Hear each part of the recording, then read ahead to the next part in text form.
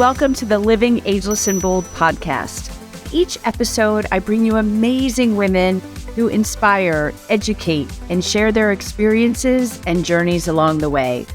So grab a glass of wine or a cup of coffee, find a cozy spot, and let's relax and have some fun hearing what can be accomplished after 55. Hi, everybody. Welcome to this week's episode of Living Ageless and Bold. So would you ride cross-country with your husband on a tandem bicycle? Actually, anyone for that matter. My guest today is Teri Brown. She's a wife, a mother, a grandmother. She's a podcast host and the author of the award-winning book, 10 Little Rules for a Double-Butted Adventure, about her cross-country ride with her husband. And I cannot wait to hear all about this. So, Teri, welcome. Thank you so much, Christina. I'm excited to be with you today. Yeah, but before we get into this story, I'd love to know, because this is not your first book. No. Kind of tell us a little bit about, your background and how you got to this point. Okay. Well, believe it or not, I got to this point largely because of what happened with this book, but we'll back up a little before there. As a kid, I said I wanted to be an author, but I also said I wanted to be a brain surgeon, and I'm afraid of blood. And I said I wanted to be an Olympic ice skater, and I can't possibly do that. So I think what I knew is that I loved books, and I was a reader. If it had words, I was reading it, and I was reading it in bed at night under the covers with the flashlight and everything else. This is who I was. Fast forward, it's now time for college. There's no way my parents are going to pay for me to have a degree in something like creative writing. So it was never even a consideration. I finished a degree. I got married. I had 4 children. I chose to be a stay-at-home mom. I loved that portion of my life. I got divorced and I got remarried, and I remarried a man who was emotionally abusive. And I stayed in that marriage for 14 years because I didn't want to be divorced twice. There was just a stigma somehow about, gee, you can't even pick, right? And so I just stayed and I stayed and I stayed. And even though there was a portion of me that knew that everything I was being told was not true, after a while, it wears on you and you begin to believe it even though you don't believe it, if that makes any sense at all. There is science behind that. So, right. People listening and watching who have gone through this or are going through this, it's not you. I mean, it really is. There is all kinds of science that you do stay, and not because you want to be being abused. It's just the whole psychological. Well, and there's so many factors, and that's what I tell people all the time is it's not as simple as we'd like to make it. There are so many factors. But in 2017, I did leave. I said, enough's enough. I had drawn my one line in the sand. He crossed that line. I was gone. And at that moment, words started pouring out of me. And I had been wanting to write for a long time, but I was terrified because I was in this bad relationship. When you write, you put all of your things out into the world. If someone doesn't like it, then where do you land if where you have to land is, a prickly cactus?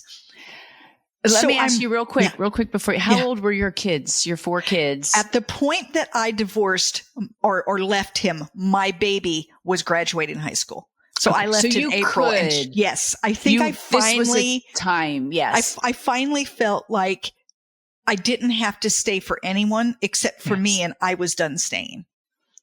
But I started writing, but I wouldn't show it to anyone because despite getting out of this bad relationship, I'm still a damaged soul who doesn't believe in herself anymore, who does not feel that she's capable, who thinks that her life is relatively over. That I just couldn't imagine. I was 55 and I thought, that's it. There's just nothing else for me. And I'll become a grandmother and I will sit and knit and play with grandchildren and I'll do nothing else. I mean, I just couldn't believe that there could be anything else. During this time, my son's friend started walking the Appalachian Trail, and I started reading his blog, and I thought, I want to do that. I want to do something big and bold and prove to the world that I have value. Well, the world didn't doubt that. I did, but I didn't know that at the time. Enter Bruce. I was never getting married again, ever. I was never going to have a relationship. And Bruce shows up anyway and pretty much just doesn't leave until I get used to him. How did Bruce show up? Did somebody introduce you? Believe it or not, I joined a dating website, but not because I wanted to date. It was over the holidays and I was so despondent. I was an empty nested, newly separated, super lonely woman. So I wanted to get on and I wasn't ever going to go out with anyone. I was just going to do the flirty conversations. And then Christmas is over and swipe left or right. Yeah, whatever that is. You know, it was just a way to not feel completely alone. Well, Christmas is over. I'm now feeling way more myself again, but I haven't fallen off of the thing. Bruce joined it and he contacted me and I should have said nothing. Right. But he didn't know how to do this whole thing. And so he said, hi, my name's Bruce. Here's my phone number. What's yours? Well, I could not let that go. So I wrote back and I said, that's not the way this works. Women do not just give their phone numbers out to strange men who all of a sudden show up out of nowhere and think that, well, the next thing you know, he's asking me out. And I said something to a friend who kind of shoved me like, you really should. And so I did. And then, it's crazy because I really was never going to. And I spent but sometimes, Teri, those are the best relationships. Yes. The best parties, the best everything is when they're not planned, when things just Absolutely. happen. And I think the universe had a little plan for you. I think so. And I spent the first 3 months telling him to go away. Sure. I kept saying, you want something. You obviously are looking for a permanent relationship and I am not. I will never be married again. I have no intention. He'd say, okay. And he just wouldn't go away. And then we ended up getting married, of course. But while we're dating, he said to me, I've always wanted to ride across the United States on a bicycle. And I thought, that's an adventure. There's my Appalachian Trail, just a little different. And so my thought was at the time, I'm not going to marry him, but that doesn't mean I can't go on an adventure. I mean, you don't have to be married to someone to do something like that. You could go on an adventure. And then when it was all said and done, then I could walk away. Well, we ended up getting married before the adventure, but he wanted to do it. And I said, are you going to talk about it until the day you die? Or are you going to actually do it? And he said, no, I really want to do it. And I said, count me in. So flash forward, we end up getting married. We start doing all of this training. I was gonna ask you that. So let's talk about, because I read that your bike trip was 3,100 plus miles. Yeah, 3,102. I know where the two are. Well, and if you haven't ridden a bike for long periods of time, they're not comfortable. No, we used to bike ride a lot, and I'm like, I need a better gel seat like this. Well, and as a woman in particular, it's hard. It hurts. It hurts. And when you ride on a bicycle long distance, I want you to think about the shape of a bicycle seat and the shape of a woman. And I'm telling you, there are days where you feel like you've been violated. It's really hard. Yeah. And so we did a lot of practice riding and finding the right saddles for me and the right shorts. You can even get gel in your shorts. And I found all the right ones for that. And all of these things. Okay. So we've made it across the United States and we'll get into that. No. We'll get into that because I want to talk about the writing and then we'll get back. I swear. But we make it across the United States. And as we're the last day, I see this flag. Bruce says, do you see that? I said, yes. He said, that's where we're stopping. I started to laugh and cry. And then I thought, I just rode across the United States on a tandem bicycle. I can do anything I put my mind to. It's not a matter of can I do it? It's a matter of what do I want to do? And I thought, I want to be an author. And so 14 months later, my first novel came out. And so that's kind of the how I got to be an author. And now we can go back and talk about anything you want. Yes. Well, I do want to talk about this because, I have a million questions. Yeah. What made you decide a tandem bicycle? Like I could see if you both rode a bike, like our best friends, father and daughter did one of the whatever the big bike, 100 some miles across Iowa. They've done that. Right. But a tandem bike? So it's called a divorce machine because it's very difficult for two people to, especially married a couple, to be on because you have to work together. Someone has to be in charge, and it tends to cause some problems. Bruce was a cyclist. Like, he's never stopped. I hadn't been on a bicycle in 40 years.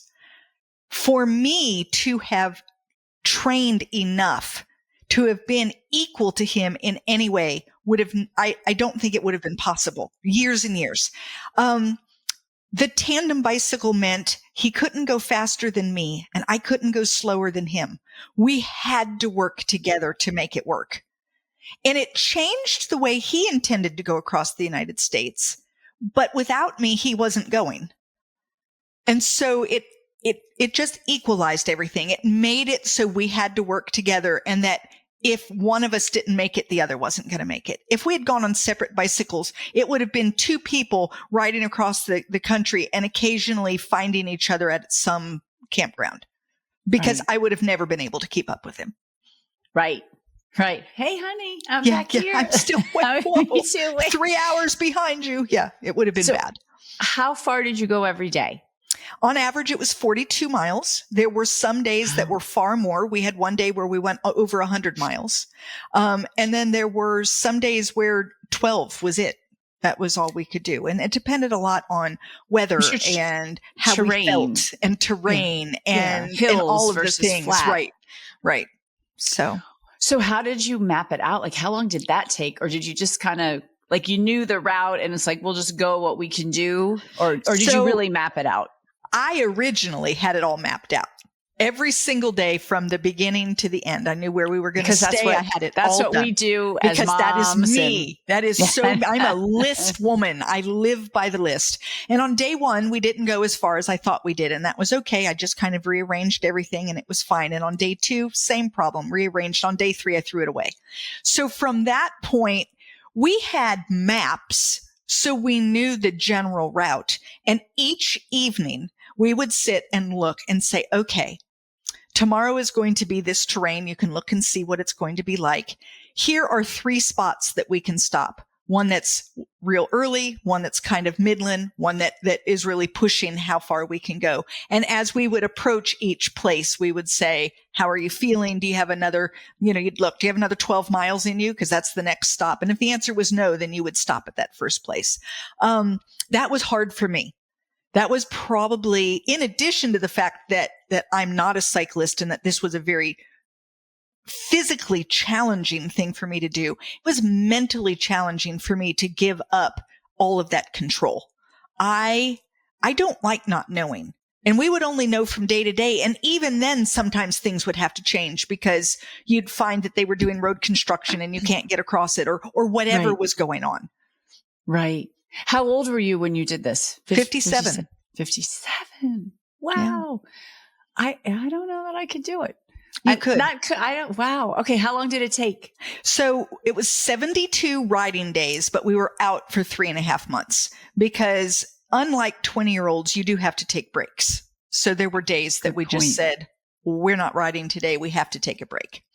And did you have somebody carried a tent? Is that how did you stay in hotels? We carried tents. You did. Yes. Yeah, wow. So we had a trailer and like a child trailer, like what 2 kids would ride in, except we took the seats out and put in equipment. So we stayed in campgrounds and we would stay in motels, and that's kind. They were like motels without the T and a blinking L. Oh my gosh. So tell me where did you start and where did you end? So we started in Astoria, Oregon, put our rear wheel in the Pacific Ocean because that's something that people do when they ride across the United States. Yeah. And then we stopped in Washington, D.C. at the Marine Corps Memorial. My husband was a 25-year Marine and we were raising money for Toys for Tots. So it seemed like just the perfect fitting place. Amazing. Yeah. That's so great. I'm in DC. Too bad I didn't know. It would have been great media coverage for a story like that. Absolutely. I'm going to get to your book in a minute. Yeah, but that's all right. What was your biggest lesson granted, it's your husband, but you're kind of newlyweds. Yes, sort of. We were. We'd only been married just a little over a year when we started out. And, the older we get, the more set we are in our ways. It's just a fact. I mean, it's just, so I'm just think this is so cool that you got remarried later in life. You're basically newlyweds and you get on a tandem bicycle and you go from Oregon to Washington, D.C. Yeah. I mean, Wow. So what was the highest high? What was the lowest low? Oh, that's so hard. The lowest low. We had 2 fights while going across. That's it. That's not too bad. That's pretty good. Those 2 fights, though, actually taught me a lot. And they taught me that we didn't want to fight and try to ride a bicycle together, that doesn't work. Yeah.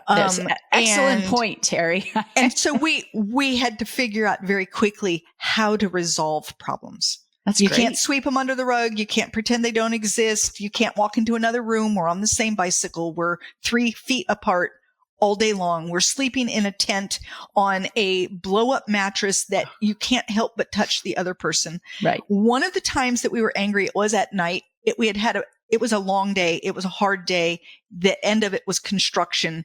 That had my husband really uptight because you're trying to deal with the fact that sometimes it was one way and just a lot of traffic. Sure. And it was, right. He was very uptight about that. And then we get into town and now we can't find the campground. And so we start snapping at one another because, it's like, it's this way. You know how you do. So you're tired, you're hungry. And we're not being kind anymore. And we make it into the campground and we eat without speaking to another. We put up the tent without speaking to one another. I'm now tired. I'm going to bed. I crawl in. It's cold.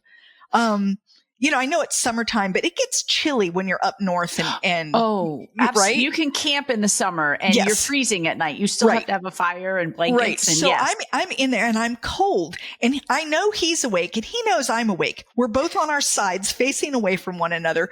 And I finally couldn't stand it any longer. So I scooted up against him and said, "This doesn't mean anything." The next morning, we were able to ride 12 miles before we had to call it a day. We were both exhausted, worn out completely, and it's not worth it. And we learned we had to talk to one another. Maybe you need to take a break off the bike, give each other a few minutes, figure it out. But we had to talk. You had to say, "Look, when you said such and so," or to just be able to say, "I know I was snappish and I'm sorry." Right. I was snappish. I wish that wasn't the way I am. It is. I was tired. I was hungry. I was snappish. I hope you can forgive me. Gosh, this is almost a lesson to newlyweds in their 30s. Get on a bike and ride cross country together. This will solve a lot of problems later in life. We said that 3 months on a tandem was the same as 20 years of marriage. Oh, I'm sure. In terms of what we learned about one another, how we learned to resolve problems. And when we came home from that trip, we continued resolving problems that way. If something came up and it was bothersome to me, I would give myself 5 to 10 minutes to stew and to have my own little feelings about it. And then I would take a deep breath and think, okay, what is the best way to bring this out? And we would sit down and I would say, okay, I have something I need to talk to you about. And he would do the same with me and we would fix it. Because we loved one another. It's stupid to have all of this stuff hanging over us, especially when once you talked about it, you realize 90% of the time the other person is totally unaware that you're angry. Right. Like they didn't mean it the way you took it. Right. My husband's really good about that. Well, they didn't recognize that their tone of voice was wrong or that they touched on a nerve that they didn't even know was exposed or whatever. And when you bring it up and they go, "Oh, I'm so sorry." And it's like, "Oh, gee, we could have let that go for weeks." Right. I could have had that being the thing for weeks. And instead we just learned, fix it now. Life is short. There's no reason to hang on to all of that.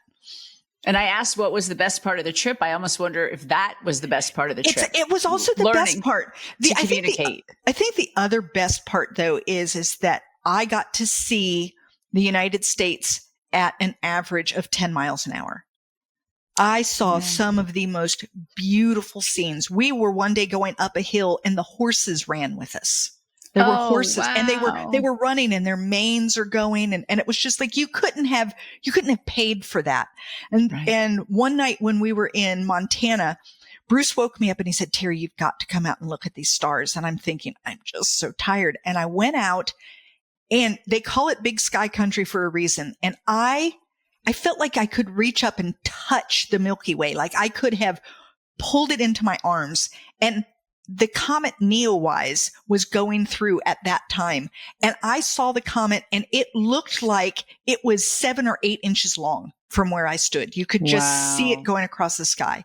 When we were crossing the Rockies at Lolo Pass, I have probably 400 pictures of those 3 days because we would come around a corner and I would say, "Oh, Bruce, that's the most beautiful thing I've ever seen." And he'd pull over and let me take a picture. And then, 200 yards later, "Oh my gosh, that's the most beautiful thing I've ever seen." Wow.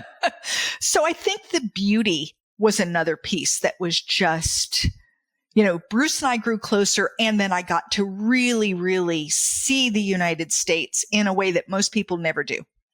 That's amazing. All right. If Bruce were here and I were to ask him, what do you think he would say the best part of the trip was? I think for him, he had been wanting to do this for 40 years. It was something that he saw in 1976. So for him, I think the best part was the completion of this lifelong dream that he had believed was never going to happen. He had kind of given up on it when he and his wife used to ride together. They got divorced after 43 years of marriage. And I think at that point, he felt like, I'm never going to be able to do it. And then to be able to do it, I think for him was the thing that was just phenomenal. And what an amazing gift that you gave him. Yeah. Doing that. And it's funny because I tell everyone, I always feel like I'm the one that gained so much. I got myself back, after all of those years in that emotionally abusive relationship. By the time I was done with the ride, I believed in myself again. I had had a chance to think through life and put all of that junk where it belonged, mostly in the trash can, and just not do it anymore to myself. But really, I often forget to look at the other side that I gave him a gift too, because if I hadn't been willing to go with him, he would have never got to take that trip. Never. Right. Yeah. Wow. Okay. So let's talk about the book, because all of this 3 months, this trip, these experiences got you to, 10 little rules for a double-butted adventure. Right. So tell us about the book. So I called it a double-butted adventure in the blog that I kept the whole way across the United States. And if you want to know the day by day details, what the temperature was, how many miles we rode, how many times I cried, you can go and look that up in the blog, and that's on my website. But when I got home, it's really hard to think about the fact that you made it the whole way across the United States, because you do not ride from Astoria, Oregon to Washington, D.C. You ride Wednesday, and then you put Wednesday away and you ride Thursday. And you put Thursday away and you ride Friday. And trying to, in my mind, put that all together in one trip was really hard to do. So I started rereading my blog, trying to kind of come to some sense of what we had accomplished. And as I was reading the blog, I thought, I learned some really valuable lessons here. And I started jotting those down. And as I did, I realized this is the book. This is the book that needs to be written about this trip, is life lessons I learned. So there's a lot about the cycling adventure in it, but it's all in relation to what I learned about life and how to live more joyously and how to live more adventurously, how to get outside that box we all put ourselves in. Our box is nice and comfortable and we don't like to get outside of it because, it's scary out there. But when you do step outside of the box, that's when you learn, and that's when you grow, and that's when you become, and that's when you realize what you're made of. And these rules that I've written hopefully will help people be able to live a little more outside of their boundaries. So give us one or two. I mean, we talked about the communication, but what's an outside of the box theory, or not theory, outside of the box idea in your book that's going to push people outside of their comfort zone that you really think they should do? Well, one of the rules that I loved and that just became like this thing that I still use a lot today is never quit on a bad day. Now, I don't say never quit, because sometimes stopping what you're doing is exactly what you need to do. It's no longer serving you. And so this idea that, you can't be a quitter. Well, yes, you can. And sometimes it's the best thing, but don't do it when you're angry. Don't do it when you're when you're sad. Don't do it when you're exhausted. Don't do it because you'll always wonder, could you have made a go of it? Could you have continued? So on this terrible, no good, very bad day, we had to go 70 miles. There was no other option because there was nothing between where we had stayed and where we were going to. So we had a 70-mile day. It was very hot. It was very hilly. The wind was blowing toward us instead of behind us. So everything we did was twice as hard. Our rear tire went flat, not once, not twice, but 3 freaking times. In this 170-mile stretch. Yes. How long would it normally take you to go 70 miles on a perfect day? Perfect weather, perfect conditions. Terrain and everything else. We probably could have done it in maybe 4 hours. And it took us from 6 in the morning until 5 in the afternoon. Wow. Okay. So it was bad. Yes. By the time we finished, we are now within the city limits of where we're going. My husband stops. We have to stop 3 times in the next mile. We're both worn flat out. We get to the first motel we find. It is smoking rooms only. So if that gives you any indication of what kind of place we stayed in. Oh gosh. And we didn't care. We needed a place and across the street was a place called Flip Burger. So there were hamburgers and ice cream. What more could you ask for? We didn't have to get back on the bicycle. He called the bike shop and let them know that we were going to need some tubes. They told us, oh yeah, we're only 4 miles up the road. And Bruce said, I don't have 4 miles in me. How much will you charge me to deliver? And the guy was so pleasant, so kind. He delivered for free. He just said, hey, on my way home, I'll drop them by at your motel. Did you take him to Flip Burger for a burger and a shake? I mean, it was just like, oh my gosh. That day I wrote a blog and I just said, I'm done. This is it. It's not serving me anymore. It's no fun. I'm just done. And I had a friend reach out and say, what you've done so far is amazing. You've made it over the Rocky Mountains. You are on a tandem bicycle. You've done more than anybody I know. And it was also during COVID. So we're out there in the middle of, really tough time. Right. And she said, everyone else is sitting at home and you're out there living life. And so you have everything to be proud of. And I highly recommend that you don't quit on a bad day. You will always wonder. Yeah. And the next day turned out to be a beautiful day. It was as bad as the day was before. By 10:30 in the morning, we were done riding. We had made it to our next stop. We had second breakfast. By noon, we were in a motel. We were sleeping. We slept until 4, had dinner, slept again, got up the next day. We had slept for 14 hours straight. I mean, it was unbelievable. The birds were singing. Yes. Everything. Yeah. And the wind was in the right direction. Everything was beautiful. And we did make it all the way across the United States. And I could have quit that day. Yeah. And so it helps me keep in mind that quitting sometimes is exactly right, but you need to do it where you've thought it through. Is this serving my needs? Yes or no? In what ways? In what ways isn't it? Which is going to be the best thing that I do next? If I get out of this, where am I going to? Where you can use logic. And you can't use logic when you're tired and angry and hungry and all of those things. And so that's one of the rules. I think that you could write a whole book about that one rule. That's so good. But it's so good. It makes so much sense. At what point in the trip were you when you had this awful day? So we were still in Montana, but I swear to you, Montana goes on forever. We were about a third of the way through the trip. Okay. About a third of the way. So it would have been easy just to say, I'm done. I was so done. It was really a bad day. I was hot, so hot. We couldn't get cool. There was no shade. It was just bad. Yeah. I mean, I can tell you about the day. We could go on and on. There were mosquitoes that were so huge in this one valley that we went into. And I think they drank bug spray for breakfast because we were covered in bug spray and they were just, it was horrible. It was really just a horrible day. But overall, this trip was incredible for you. Yes. Overall, when you look at it, can I point out all the bad days? Well, sure I can, but I can also point out all the amazing days. All the things that we saw, all of the people that we met. We met some incredible people along the way. I bet.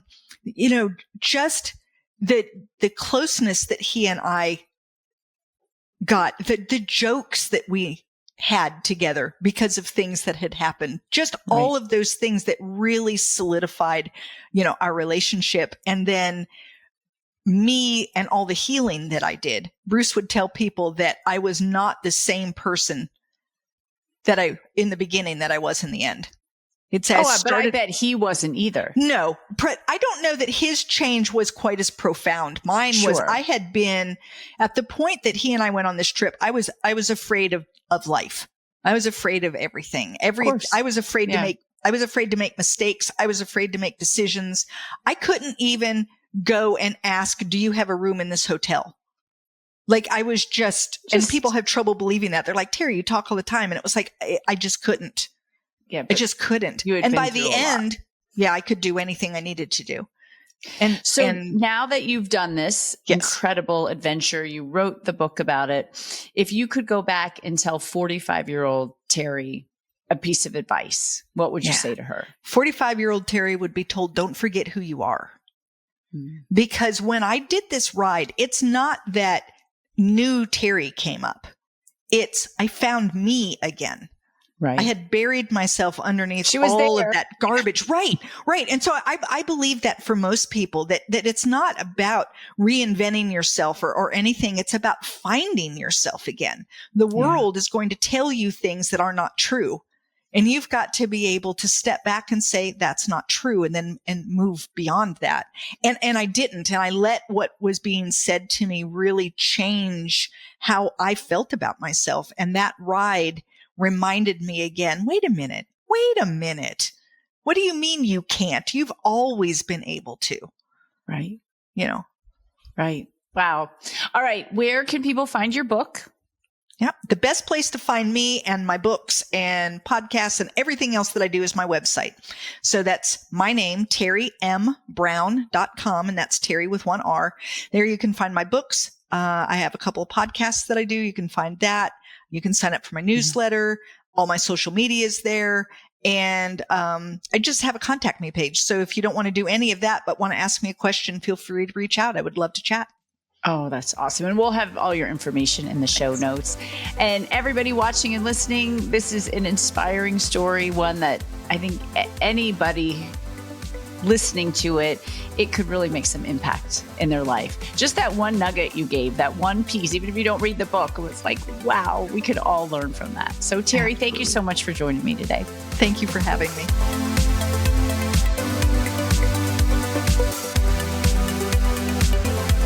Thank you for listening or for watching this episode of Living Ageless and Bold.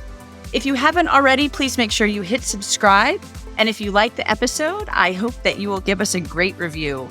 You can also head over to livingagelessandbold.com and sign up for information, inspiration, and exclusive opportunities for us, women over 55.